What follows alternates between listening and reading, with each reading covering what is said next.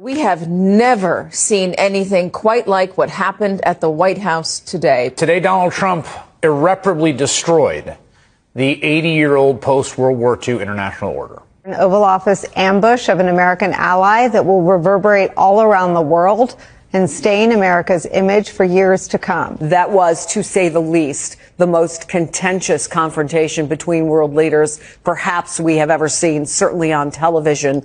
The most contentious confrontation between world leaders perhaps we have ever seen, and he's our ally.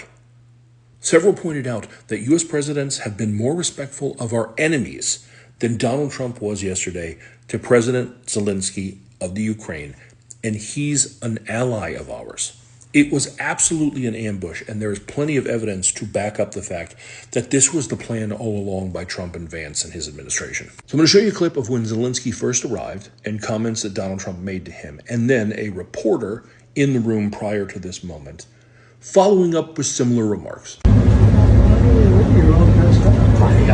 Pretty close. How are you? Pretty sure. He's all dressed up today. President Trump, what's your message? Why don't you wear a suit? Why don't you wear a suit? You're at the highest level in this country's office, and you refuse to wear a suit. Just want to see if do you own a suit? Yeah, problems. A lot of Americans have problems with you not respecting the dignity of this office. I will wear a costume after this war will finish. Okay. Yes, maybe one. Maybe something like yours. Yes. That'd be great. Maybe something better. I don't know. Yeah. We're pretending that we're offended when people don't wear suits in the Oval Office now. Great, I'm glad we cleared that up. Following all of that is when J.D. Vance started badgering him and then made the comment you came here attacking us. He didn't, but that was the script because they expected him to be upset and talk shit when they were picking at him. It just didn't happen. When a lot of people want to know who that reporter was, I use the word reporter very loosely. His name is Brian Glenn. As this article says, meet the man MAGA America wakes up to. Again, he's a reporter with real America voice. Bannon has a show on there. It's a bunch of. I've seen YouTube channels that are put together better than this news network. This news network that seems more interested in hawking fucking shitty Donald Trump merch. But the most notable thing about Brian is that he's Marjorie Taylor Greene's boyfriend, aka her bottom bitch Little Spoon. And yesterday, he got to dress up as a reporter and help Donald Trump with that ambush. What's funny is that Trump wanted to make Zelensky be flustered and upset. And the only person who ended up flustered and upset was Donald Trump. What are you saying? She's asking, what if Russia breaks the ceasefire? What if anything? What if a bomb drops on your head right now? Okay? What if they broke it?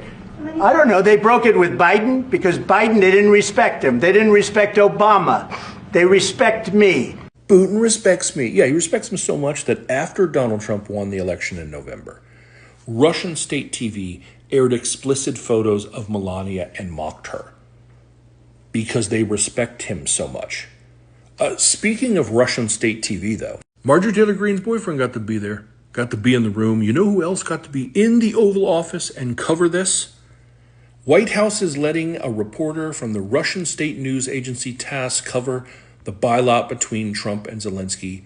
Reuters and the AP were excluded. So, just to clarify for everyone, they let a reporter with Russian state media walk into the White House, walk into the Oval Office, and cover this exchange between the guy that the country that reporter works for is invading. They're invading his country, trying to kill his people and take his land, and they let a guy from that state media be in the Oval Office, a Russian asset, if you will, in the Oval Office. But they didn't let two of the most respected globally news agencies, the AP and Reuters. They weren't allowed there, but a Russian reporter was. Thing is, there was a time where I would have seen a headline like this and been like, get out of here, that's not true. And I can't do that anymore. Trump recruited as Moscow asset, says ex-KGB spy chief. This guy who was the former head of the Kazakhstan Security Service, who rose up the ranks of the Soviet KGB, claims Moscow groomed Trump under pseudonym Krasnov in 1987. I think this is plausible.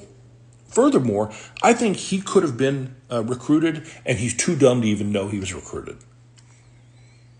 I don't know how many times I can say I'm embarrassed about this administration before the word embarrassed loses its meaning.